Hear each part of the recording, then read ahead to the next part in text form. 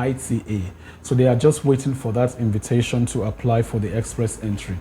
Now, what do you need to be in the pool? That is what I will be sharing in this video, because if you are not in the pool, there is no way the immigration body will see you. So you have to be in the pool. So what do you have to do to be in the pool? That is the question. So I'll tell you the two important things you need to do for you to be in the pool.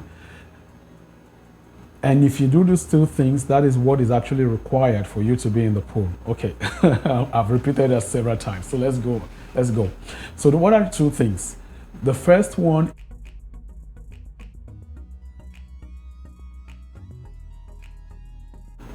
Hello guys, welcome back to my channel. My name is Chooks and this is Canada Info Place, where I share information about Canadian immigration processes. So I'm so excited to have you here. If you are new to this channel, welcome, and I want you to go ahead and subscribe. And if you're a returning subscriber, thank you. Thank you for joining me on this channel. This is Canada Info Place once again, and here I share information about everything just about everything you need to know if you want to move over to Canada. And today I'll be talking about one of the specific processes that you can actually use if you want to come over to Canada. So in one of my previous videos, I had talked about the common ways that you can actually use if you want to come over to Canada. And I promised that I was going to talk about these common ways in more details. And so today, that's what I'm going to be doing. And I'll be starting with the Express Entry Immigration Program. And in this video, I'll talk in details about this program. And because of the level of details I intend to provide on this video, I've decided to divide the video about the express entry into various parts. And this video right now is the first one about the express entry program, what you really need to know if you want to start the express entry. So assuming that you've already watched the previous video and after due consideration you decided that you want to use the express entry to come over to Canada, the next questions that will come to your mind will be, okay, so how do I start? Where do I start from? What information do I need? What documents do I need? What does it really involve? Yes, so I'll be giving all of that information in this series of videos. Today I'll be starting with two aspects of those videos, actually two aspects of the express entry program. So relax yourself, take your pen, get ready, write as much as you can write, take notes, pay attention. This first part is very important because it's like the foundation. Without it, you cannot make progress to any other stage.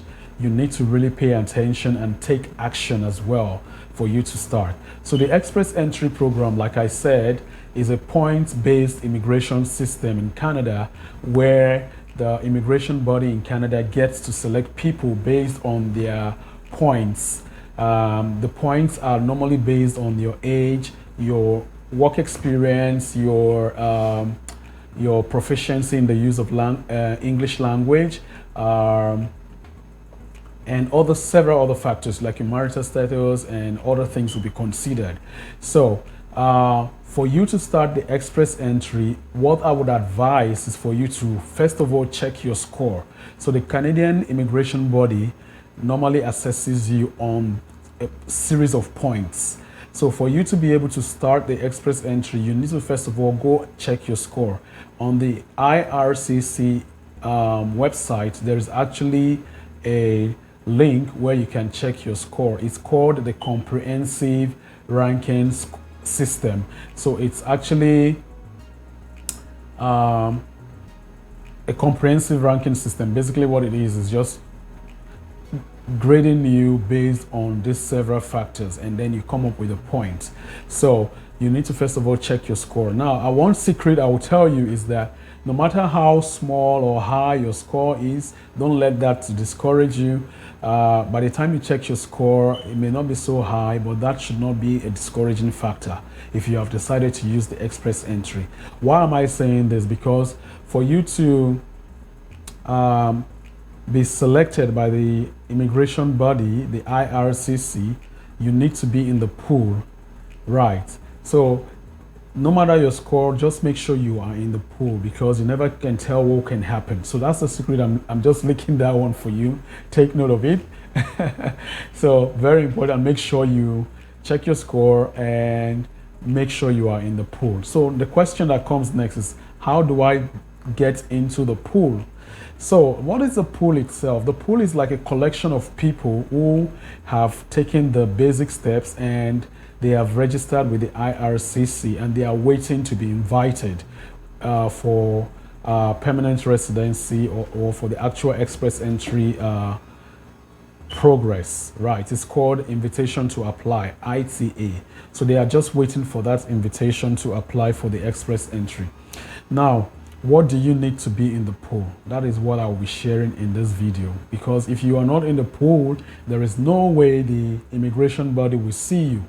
So you have to be in the pool. So what do you have to do to be in the pool? That is the question. So I'll tell you the two important things you need to do for you to be in the pool. And if you do these two things, that is what is actually required for you to be in the pool. Okay, I've repeated that several times. So let's go. So what are the two things? The first one is that you have to do an English language proficiency test. And the second one is that you have to do what is called a academic credential evaluation. So these two processes, you can do them. There is no particular order, but I'll tell you more about what I personally recommend for you to do. So the first step is the English language proficiency test. So you're asking, oh, why would I do that kind of test? I mean, I speak English. Is it fair for them to want to test my English, right? Yes. So the English language test is just a way for the immigration body to be sure that you are able to communicate effectively when you come over to Canada, because the official language of Canada is English. And for you to easily, adapt and integrate into the system, you need to be able to communicate. And for you to be able to prove that you are able to communicate in this language, the test is actually required. You have to do it. You have to provide an evidence to them to tell them that, yes, I can actually speak right, understand the English language. So that is why they've set up this test. And the English language test, the common one is called the IELTS, International English Language Testing System. That's the meaning of IELTS. So that's the most common one that many people write, and is recommended by the immigration body of Canada. So what is this test and what does it look like? Why do you have to do this test? So one of the advantages of this test, let me just talk about it right here, is that because they use several factors to grade you, like your education level, which will be like your first degree or your master degree, your highest qualification educationally, and your age will be also used, your work experience will be used.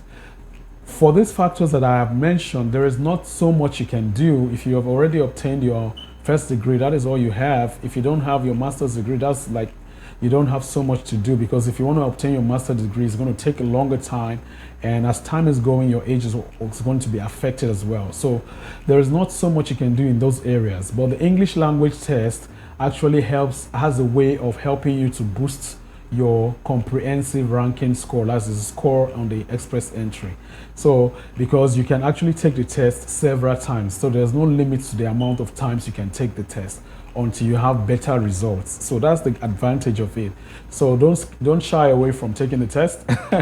Go ahead and just register for it. So I'll just talk briefly about this test, the English language test, proficiency test. So the IELTS, like I said, is the most common one that many people use. And what does it really entail? So in this test, there are two types. The first one is the general test, and there's the academic one. So for the purpose of immigration, what the test you need to write is the general English language test.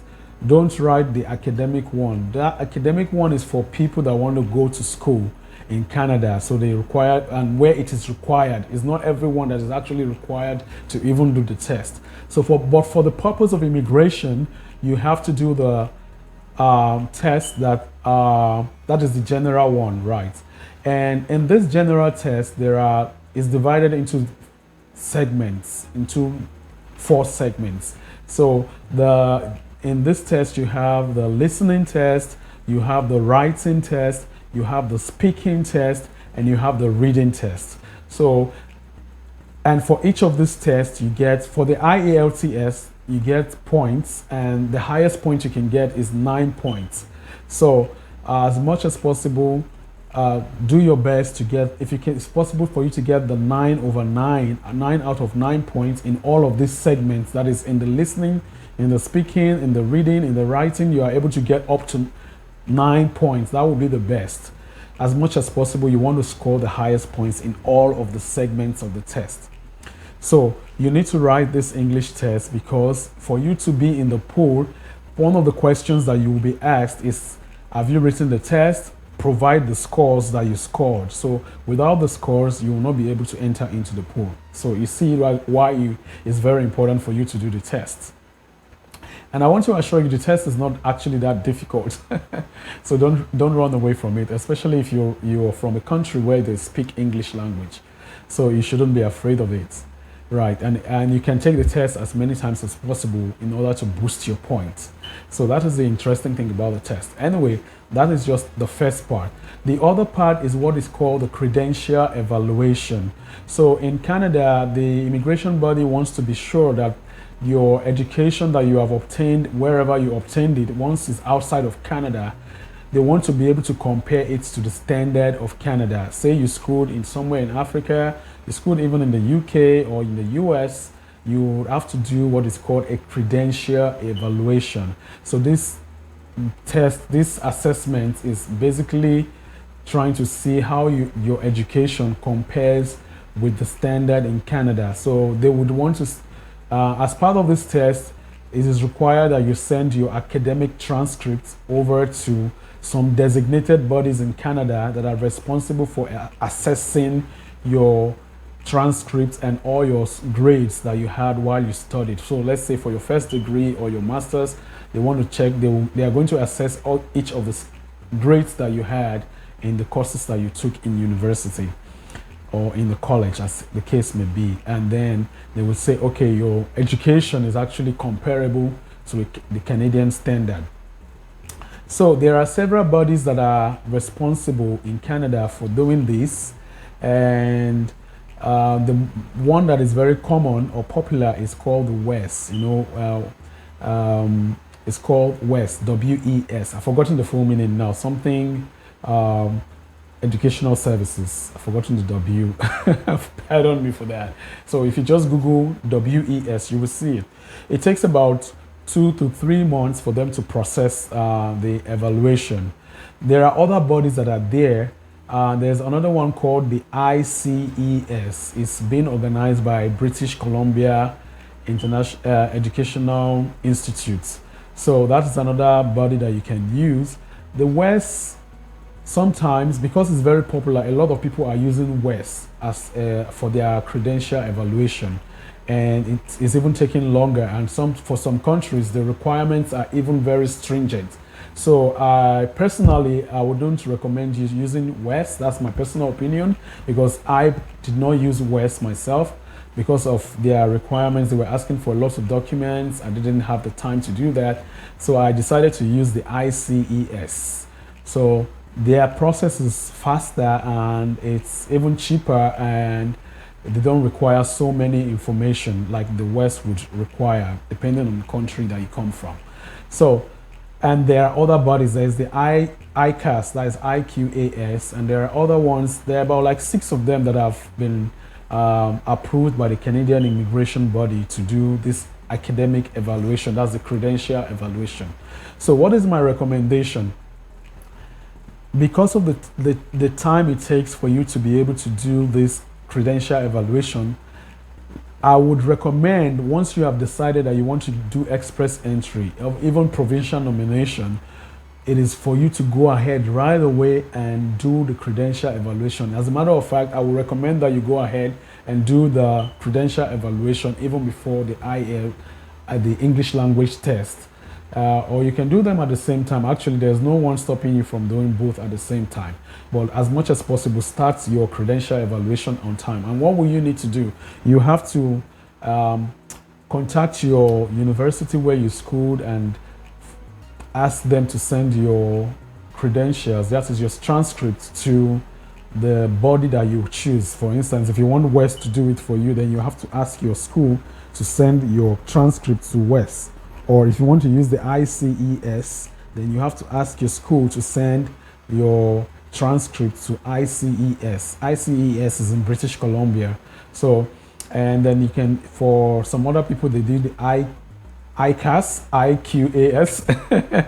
So whatever one you want to use, just for you to ask your university where you schooled for them to send your transcript to these bodies, and they will do the credential evaluation. It costs money, actually, it's not free, so you have to pay for it. So you just go to the website of these bodies that actually are responsible for the evaluation, check their requirements in terms of documents and the cost it will take.